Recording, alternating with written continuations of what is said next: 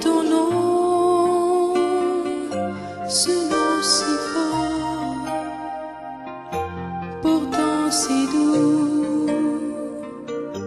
Je soupire après sa puissance au fond de moi. Emmanuel, Emmanuel, tu es le roi qui vit en moi. Emmanuel, Emmanuel, Emmanuel, que ta puissance jaillisse en moi. Emmanuel, tu es mon rocher, ma forteresse. Sur toi je veux bâtir une vie à ton honneur. Rends-moi plus fort, encore plus stable, que je ne m'égare de ton amour inaltérable. Emmanuel, Emmanuel, tu es le roi qui vit en moi. Emmanuel, Emmanuel, Emmanuel, que ta puissance jaillisse en moi. Emmanuel,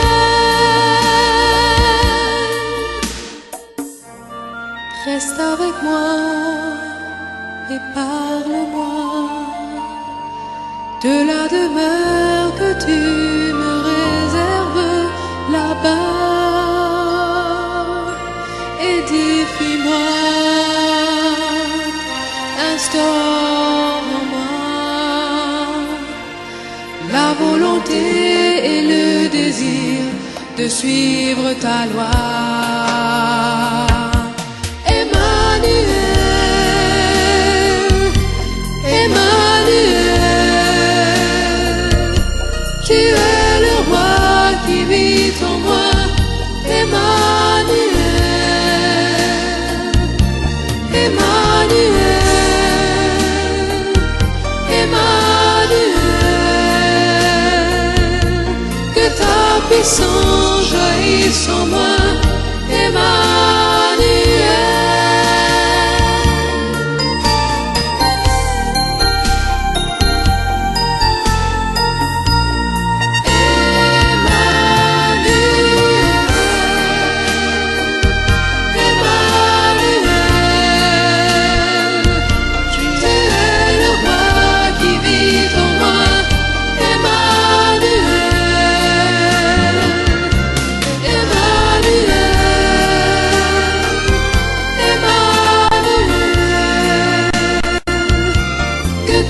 puissance jaillisse en moi. Emmanuel, que ta puissance jaillisse en moi. Emmanuel, tu es le roi qui vit en moi. Emmanuel,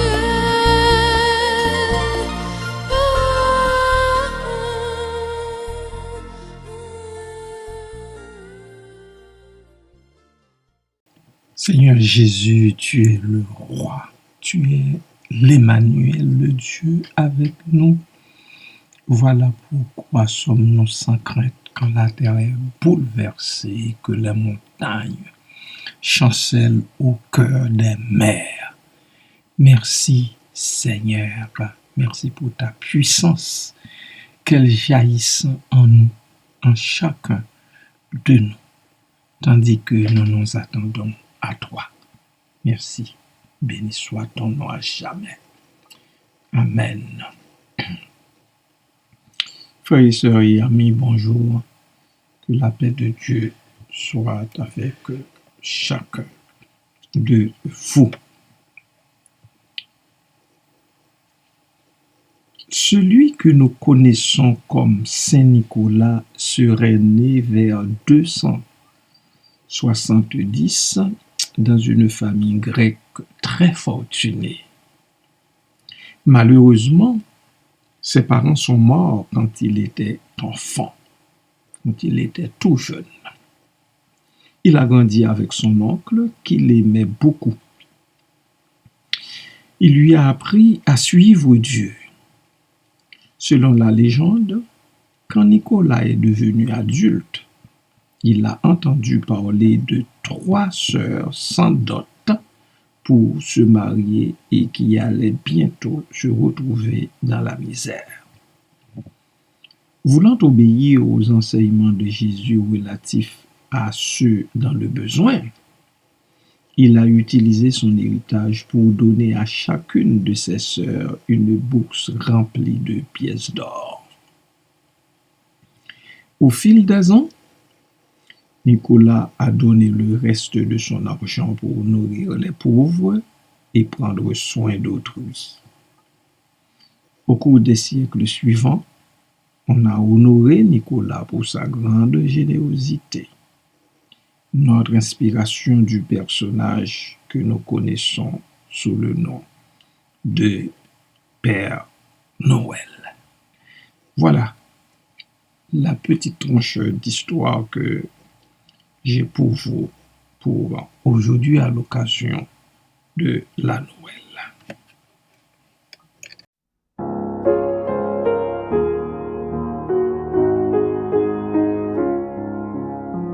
Comment doter du grand amour de Dieu?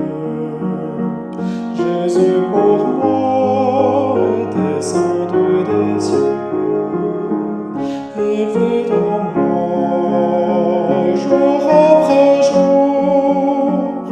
Comment douter de son immense amour?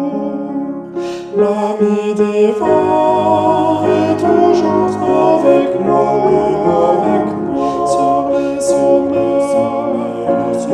sur les flots, dans le danger, il tient ta main. Mon Rédempteur est toujours avec moi.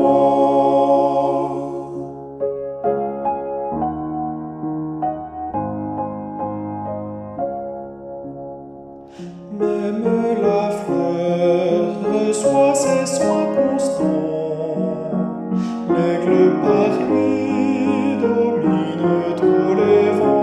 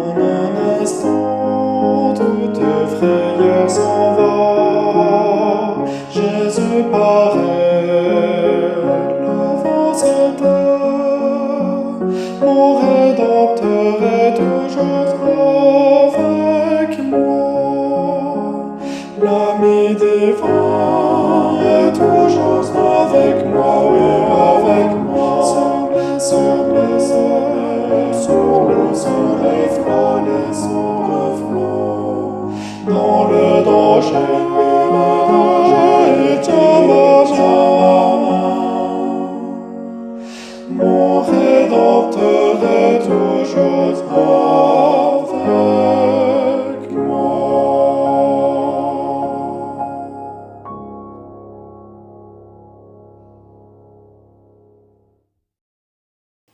Bien que le clinquant et les publicités de Noël risquent de menacer nos célébrations, la tradition du don de cadeaux remonte à Nicolas.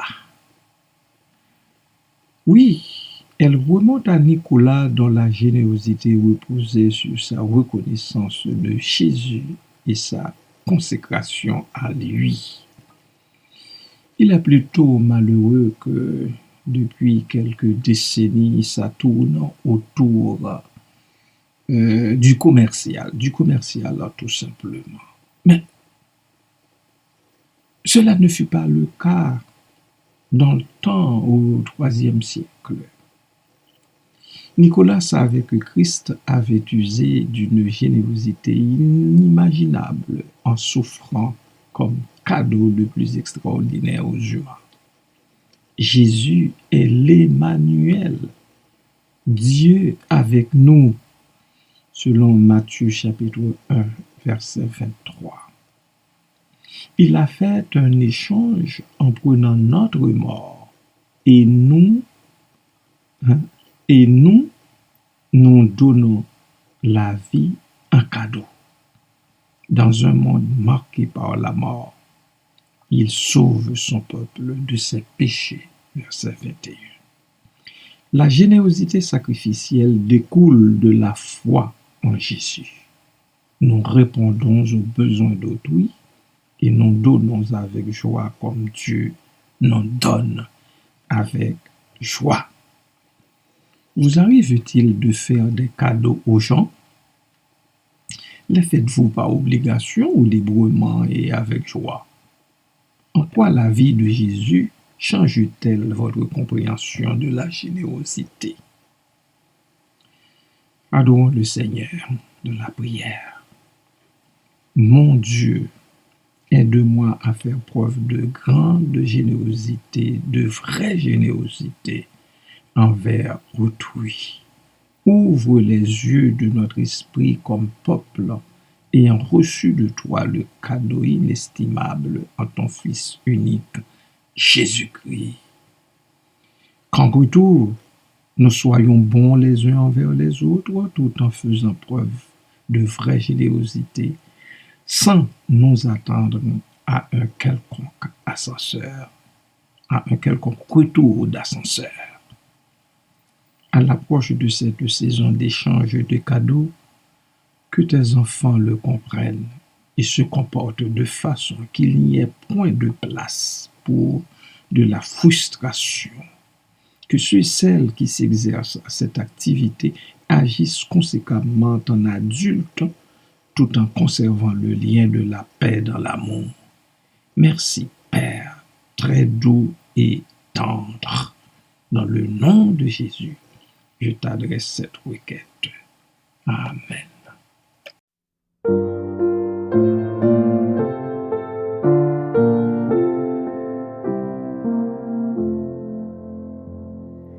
Pourquoi Jésus vint-il sur cette terre pour partager ici-bas notre sort? Pourquoi vint-il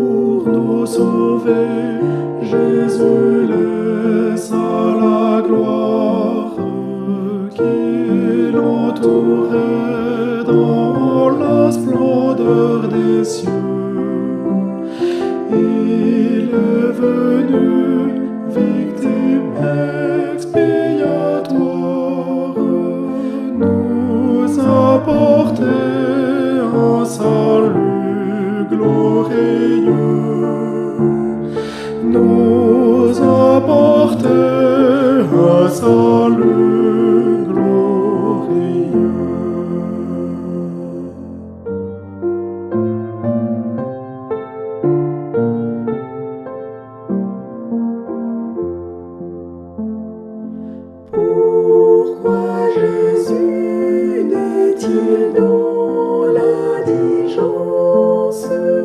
Lui le Très-Haut, lui le Prince de paix.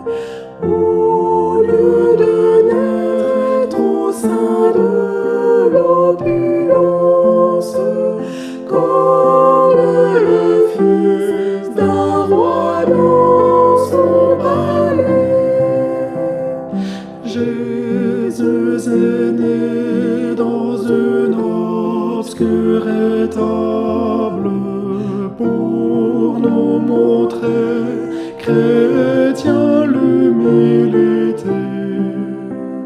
Ce roi du ciel, ce sauveur adorable, dès son berceau choisit la pauvreté. Dès son berceau choisit la pauvreté.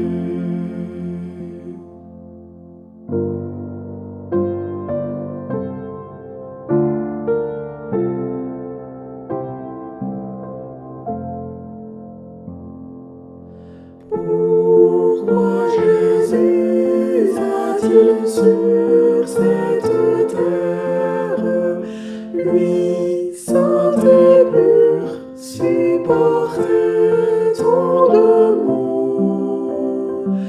Pourquoi fut-il sur la croix du calvaire, bien qu'innocent, cloué par des bourreaux? Il a souffert, mais sa douleur expie tous les péchés qui nous fermaient le ciel. Jésus est mort pour nous donner la vie, et près de Dieu le bonheur éternel.